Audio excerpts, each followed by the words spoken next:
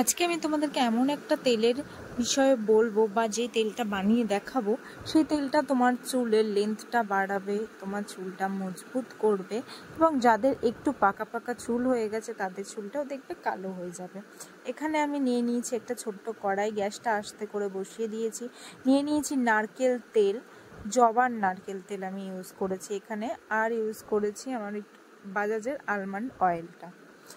আর এখানে আমি নিয়ে নিয়েছি কালো জিরে, মেথি, মেহেন্দি পাতা, পেঁয়াজ, জবা ফুল আর অ্যালোভেরা, আমলকি।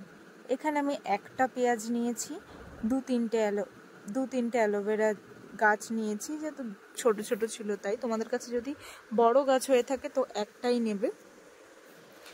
আর এখানে আমি একটা আমলকি ব্যবহার করেছি, দু তিনটে জবা ফুল নিয়েছি, মেথি, কালো জিরে একটু বেশি করে দিয়েছি, মেহেন্দি পাতাও একটু বেশি করে দিয়েছি।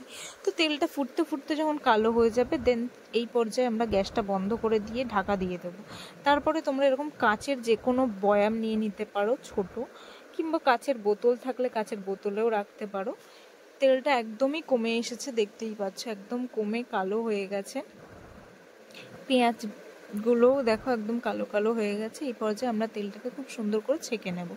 তোমরা চাইলে ছাঁকনি দিয়েও ছাঁকতে পারো, নাহলে যদি তোমাদের কাছে কোনো সুতির কাপড় থেকে থাকে তো সেটাতে খুব ভালো হবে। সুতির কাপড় দিয়ে তোমরা ভালো করে তেলটা ছেঁকে নেবে। নেওয়ার পরে তোমরা এটাকে রাতের বেলা ইউজ করবে। রাতের বেলা লাগিয়ে সকালবেলা চাইলে শ্যাম্পু করে ফেলতে পারো, নাহলে 2-3 দিন রেখেও দিতে পারো। আর এই তেলটা তোমাদের 3 মাস ব্যবহার করার পরেই তোমরা ভালো করে রেজাল্ট নিজের চোখেই দেখতে পারবে। দেখবে চুল পড়া একদম বন্ধ হয়ে গেছে আস্তে আস্তে, চুলটা একটু লেন্থটাও বাড়ছে। তো এই তেলটা তোমরা ভালোভাবে ইউজ করবে। এবার আমি তোমাদেরকে ইউজ করে দেখাচ্ছি। সবার প্রথমে ভালো করে চুলটাকে আঁচড়ে নিতে হবে।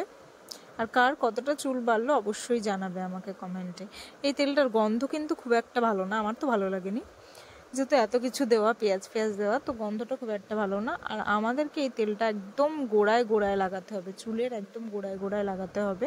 খুব ভালো করে হাত দিয়ে লাগিয়ে মাসাজ করতে হবে।